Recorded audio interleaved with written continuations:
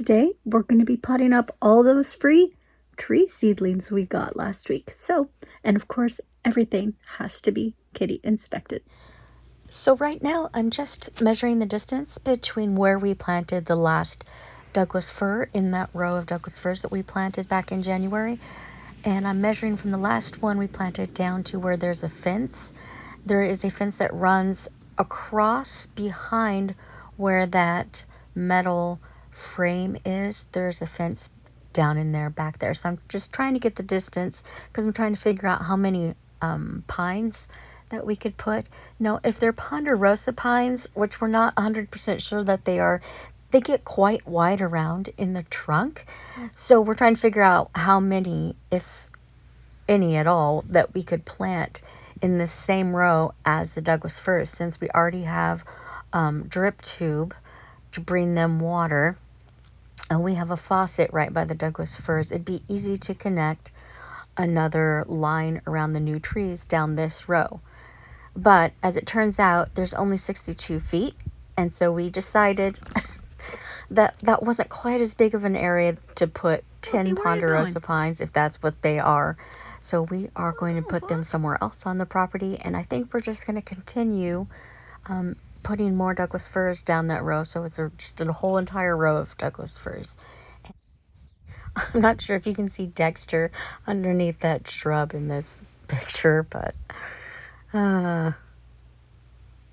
just giving out these pots a good rinsing, because there was a lot of spider webs, and who knows what other creepy crawlies are in here, and I want to get all of those creepy crawlies out before we use these pots to repot up all of the tree seedlings. And of course, in the meantime, I am getting soaked.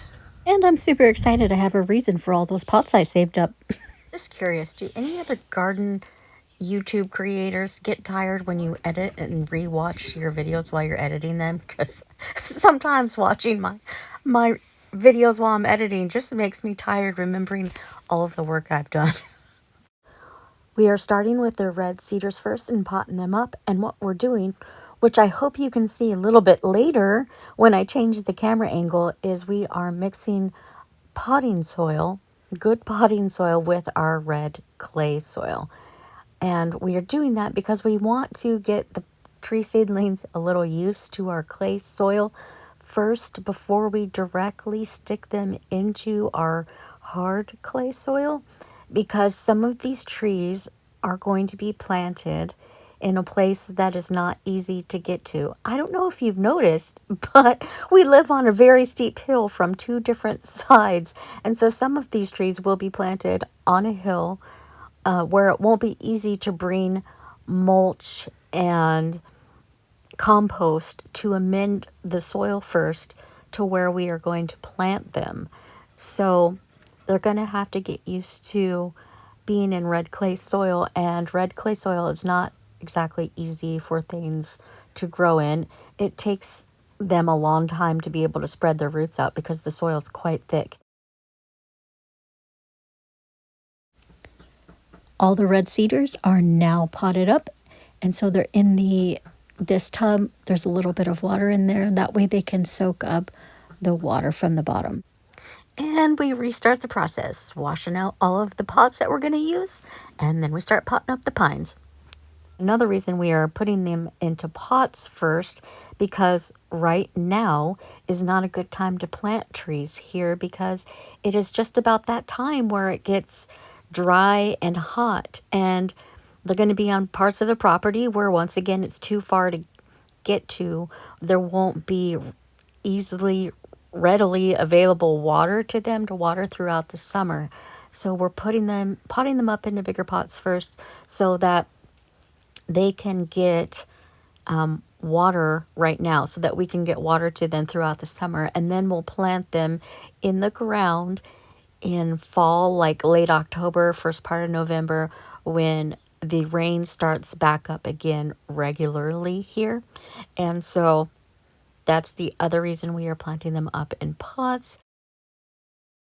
This poor little seedling is a lot smaller than some of the other ones, and it's definitely growing crooked. So we're just adding this bamboo stake here to try and help and support it.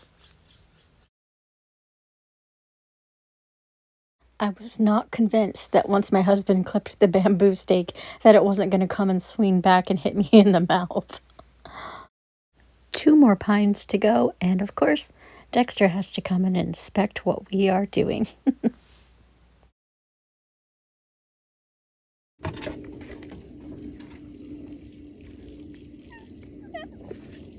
What it wants.